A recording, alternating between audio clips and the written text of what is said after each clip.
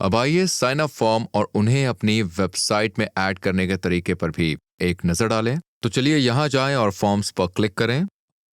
अब हम 3 अलग अलग तरह के फॉर्म्स जोड़ सकते हैं। इसमें एक पॉपअप फॉर्म होता है जो एक विंडो की तरह होता है, जो आपकी वेबसाइट पर तब खुलता है जब कोई शख्स एक सर्टेन टाइम के लिए वेबसाइट पर आता है या जब वो वेबसाइट के एक सर्टेन पॉइंट से आगे स्क्रॉल करता है, और फिर लोग इस विंडो में अपनी डिटेल्स एंटर कर सकते हैं। अब हमारे पास एम्बेडेड फॉर्म है जिसे आप अपनी वेबसाइट के किसी भी पेज पर एम्बेड कर सकते हैं, शायद किसी ब्लॉग पोस्ट या आपकी वेबसाइट के फुटर में। और फिर हमारे पास प्रमोशंस हैं। अब ये रियल में एक साइन अप फॉर्म नहीं है, ये सिर्फ एक पॉपअप है जो किसी तरह का प्रमोशन होगा जिसे आप अपनी वेबसाइट के विजिटर्स को बताना चाहते हैं। अब मैं एक पॉपअप फॉर्म बनाने जा रहा हूं, इसलिए मैं पॉपअप पर जाऊंगा और क्रिएट पर क्लिक करूंगा। आइए इस फॉर्म को नाम देकर शुरू करें। मैं इसका नाम वेबसाइट फॉर्म रखूंगा। इसे पॉपअप पर छोड़ दूंगा और सेव एंड कंटिन्यू पर क्लिक करूंगा।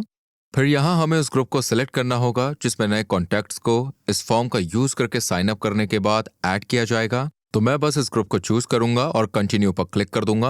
अब यहाँ हम अपने पॉपअप फॉर्म के लिए अलग अलग टेम्पलेट्स का चूज कर सकते हैं। मैं सबसे इजी यूज करना चाहता हूँ, इसलिए मैं यहीं इस टेम्पलेट को चूज करने जा रहा हूँ। यह हमें फॉर्म एडिटर में ले जाता है जहां हम इस साइन अप फॉर्म में चेंजेस कर सकते हैं। अब सबसे पहले यहाँ ऊपर राइट साइड पर हम अलग अलग तरह के पॉपअप फॉर्म देख सकते हैं। अभी इसी ऑप्शन के साथ फॉर्म स्क्रीन के सेंटर में ही दिखाया जाएगा।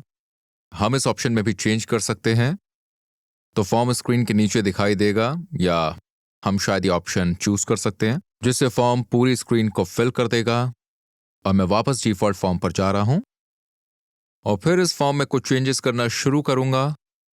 तो सबसे पहले मैं यहीं फॉन्ट चेंज कर सकता हूं। अभी इसका नाम पॉपिंस है जो असल में अच्छा है। मैं इसे चेंज करके रोबोटो कर दूंगा। फिर मैं यहीं इस इमेज को भी बदलने जा रहा हूं जो साइड बार बैकग्राउंड है। तो चलिए इस पर क्लिक करते हैं और फिर इस आइकॉन पर क्लिक करते हैं।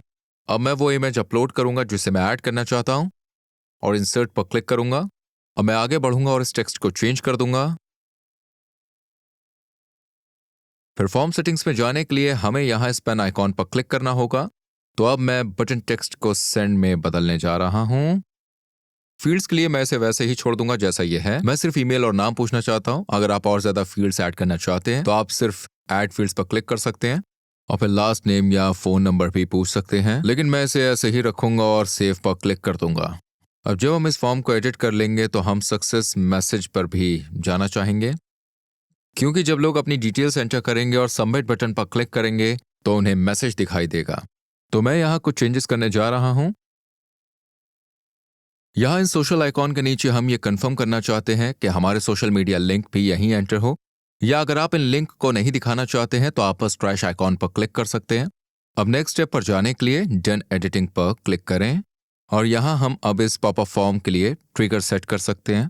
फिलहाल ये इस तरह सेट है कि जब कोई आपकी वेबसाइट पर आएगा तो 5 सेकंड तक इंतजार करेगा, उसके 5 सेकंड बाद ये पॉपअप दिखाई देगा। हम इसे तब भी शो कर सकते हैं जब कोई शख्स आपकी वेबसाइट के 50% या किसी दूसरे हिस्से से आगे स्क्रॉल करता है, या फिर जब कोई आपकी वेबसाइट छोड़ने की कोशिश करता है तो हम पॉपअप भी दिखा सकते हैं।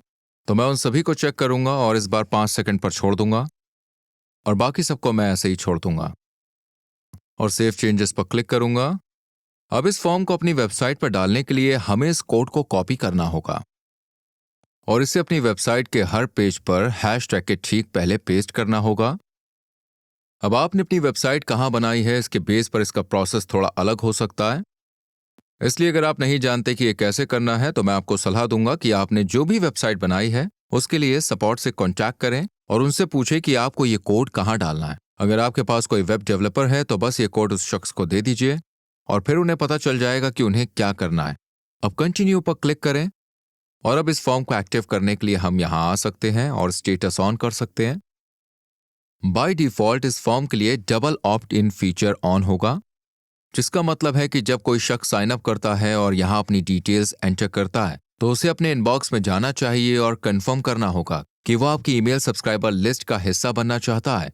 इसलिए जब हम यहीं डबल ऑप्ट इन पर जाते हैं तो हम वो ईमेल देख सकते हैं जो उन्हें साइन अप करने के बाद मिला होगा। जब वो यहीं इस बटन पर क्लिक करेंगे तो वो आपकी ईमेल लिस्ट में शामिल हो जाएंगे। अब अगर आप नहीं चाहते कि उन्हें दोबारा आपकी ईमेल लिस्ट में शामिल होने के लिए कंफर्म करना पड़े तो आपको बस डबल ऑप्ट इन फीचर को बंद करना होगा